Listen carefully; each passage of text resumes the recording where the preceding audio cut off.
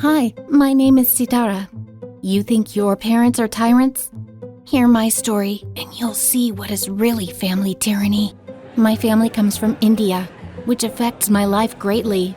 My parents used to own a shop in Agra, but once mobsters came and demanded a share in revenues. Dad refused. In the night, the shop was burned and my parents made it out alive by some miracle. They bought tickets to the US to start over.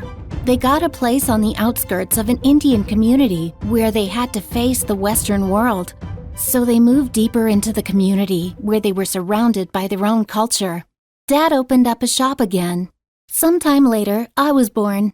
I was named Sitara, which means star. Dad loved me and used to call me his little star. As I grew up, I became more interested in Western culture. First, Dad was just unhappy. Then he simply forbade me to pursue my interests, and even beat me. He didn't try to understand and was jealous.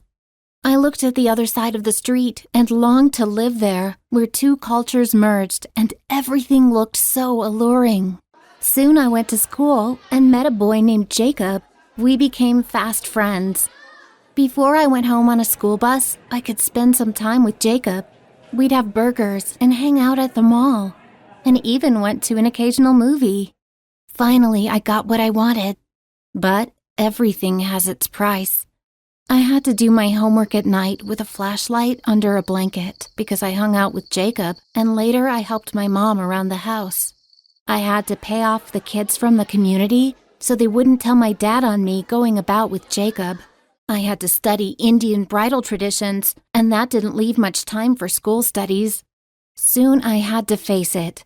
The women in my community didn't have much of a future except being a housewife. This wasn't what I wanted for myself, and Jacob supported me. We started dating. He decided to talk things through with my dad, because my dad had to approve of his daughter's choice. But Jacob was wrong. Dad forbade me to go to school. Jacob came to visit, but the men from our community drove him away. My parents soon found me a homeschooling teacher, my aunt. Dad wanted me to get a school diploma, saying no one would want to marry an uneducated woman. First, I wasn't fond of my aunt, but I couldn't think she'd turn out so cool. She was 25, and she grew up in our community. We'd read, watch movies together that weren't allowed in our family. She even gave me a cell phone to talk to Jacob. We became best friends. More than that, we became closest relatives. I turned 18 and had to take finals at school. I got excellent grades and did very well. Supported by my aunt and Jacob, I found courage to approach Dad and say that I wanted to go to a university. I was ready to face any kind of reaction, screaming, beatings, but he just sighed and said, "I see." Next day, Dad came into my room with a stranger. They kicked Aunt Jasmine out of our house and prohibited her to come again. I cried and begged to have her back, but Dad wouldn't budge. He praised and showed me off, and the man nodded, and then they left. Dad came back and said that something great had happened. We were invited to a wedding. My mother and other women started dressing me up. When I asked why, they said it was a wedding of a distant cousin from India, and the bride wanted guests to be dressed a certain way. And no, Dad's friend wasn't staring at you. He's a doctor and just wanted to look you over. I got scared and tried to leave, but I was forced to stay. A woman I didn't know entered with a jewelry box. "Where's Sitara? I brought her bridal jewelry," she said. Everyone stared at me, and it hit me. I was being made ready for my own wedding.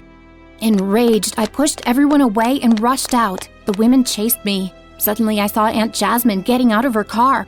"Help me!" I screamed, but she got back inside and started the car. I fell down. Suddenly, Aunt Jasmine's car was there beside me. "Hop in," she yelled, and in a few seconds, we were far away. Aunt Jasmine said, "We're not coming back."